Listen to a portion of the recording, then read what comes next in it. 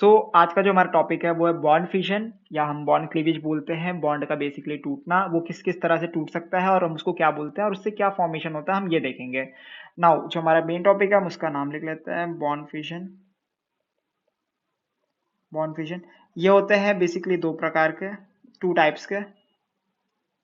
एक हो सकता है होमोलिटिक होमोलिटिक फिशन और एक होता है हेट्रोलिटिक फिशन। होमो से हमें समझ के आता है, होमो बेसिकली एक फील देता है, एक सिग्निफिकेंस देता है कि इक्वल जो भी हो रहा है इक्वली हो रहा है।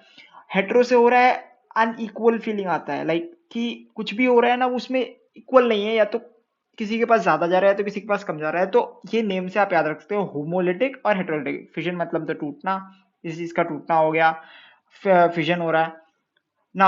होमोलिटिक हम जब पढ़ रहे हैं तो हमने एक कंपाउंड ले लिया, कार्बन लिया, कार्बन के साथ ए एलिमेंट हमने कोई भी ले लिया रिस्पेक्टिव, उसको ज्वाइन करा दिया, जो भी टूटेगा ले लिया हमने।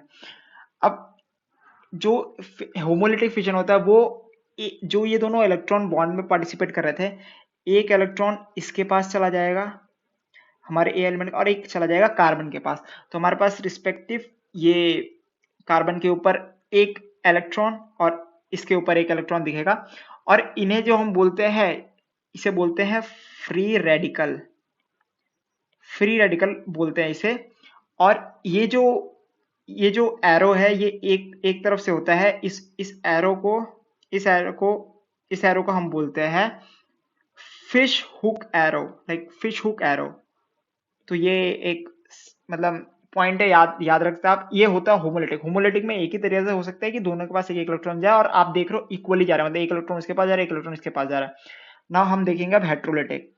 हेट्रोलिटिक में आपको क्या देखना होता है कि पहला केस हम ले सकते हैं, हमने अगेन सेम कंपाउंड ले लिया है, जो भी हम ले रहे थे कार्बन के साथ हमने ए एलिमेंट ले लिया।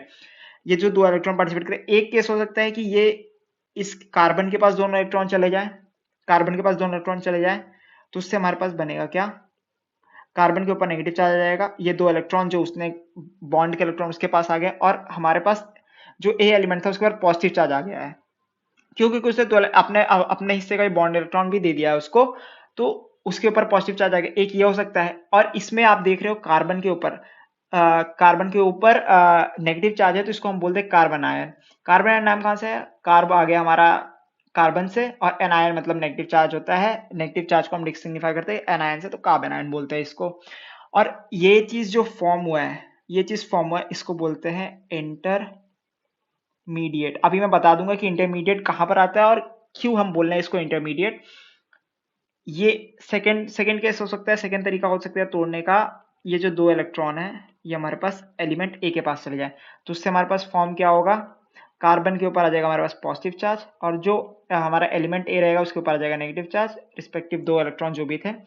इसको बोलते हैं हम, जो कार्बन जो हमारा इंटरमीडिएट फॉर्मेशन हुआ है उसे बोलते हैं हम कार्ब केटायन। कार्ब केटायन बोलते हैं।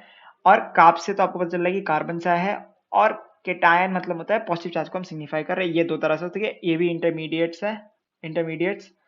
नाउ अब ये जो हम इंटरमीडिएट इंटरमीडिएट किए जा रहे हैं, ये होता क्या है बेसिकली, जब हमारा रिएक्शन कोई भी हो रहा है उसमें हम रिएक्टेंट्स लेते हैं, रिएजेंट उसके अंदर डाला जाता है ताकि रिएक्शन हो। तो उस फाइनल प्रोडक्ट या बाय प्रोडक्ट बनने से पहले उसके बीच में इंटरमीडिएट फॉर्मेशन होता है कि किस तरह से ये रिएक्शन अपना पाथवे कंप्लीट करेगा। तो जो इंटरमीडिएट्स होते हैं पहले मैं लिख लेता हूँ, हमारा लास्ट में क्या बनता है, प्रोडक्ट प्लस बाय प्रोडक्ट।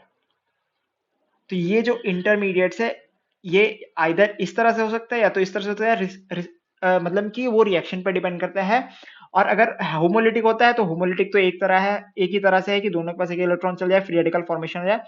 और इंटरमीडिएट में अगर हेट्रोलिटिक से होता है तो उसमें कार्बन आयन या कार्ब केटायन फॉर्मेशन रिस्पेक्टिव जो हमारा रिएक्शन हो रहा होगा उस पर डिपेंड करता है।